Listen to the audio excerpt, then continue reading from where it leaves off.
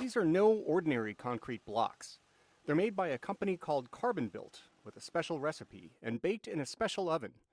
Gaurav Sant is Carbon-Built's founder. What makes them different from the convection oven that you have at home is that we put in carbon dioxide in the form of flue gas.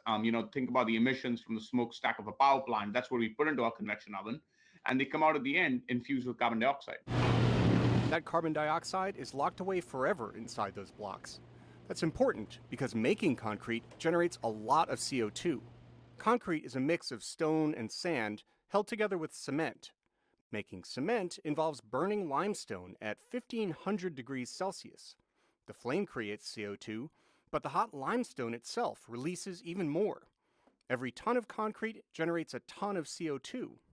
And demand for it is soaring with the growing population, says University of Michigan Global CO2 Initiative Director Volker Sick. If we then do not find ways to make concrete in a more benign way, we do have a problem. One more benign way? Carbon-Built is one of several companies that have modified their recipes so that the cement takes up carbon dioxide.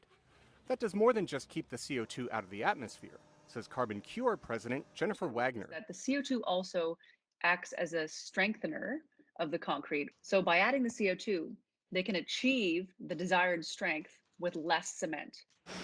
Less cement means less CO2, but also saves money. That can help win customers, Wagner says. Everybody wants to build green, but they don't necessarily want to pay more. The process can cut carbon emissions in half in some cases. Carbon-Built and Carbon Cure recently won the Carbon X Prize for turning CO2 emissions into market-ready products. It's a good start, says Volker Sick. I think it showcases the potential.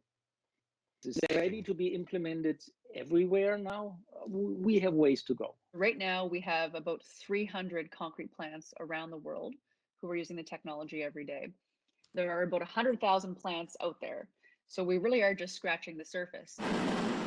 The technology is starting to make inroads. Another company, Solidia, is selling concrete pavers that use a similar process. But concrete is the most abundant human-made material on Earth, so there's a long way to go to lighten its heavy climate impact. Steve Baragona, VOA News.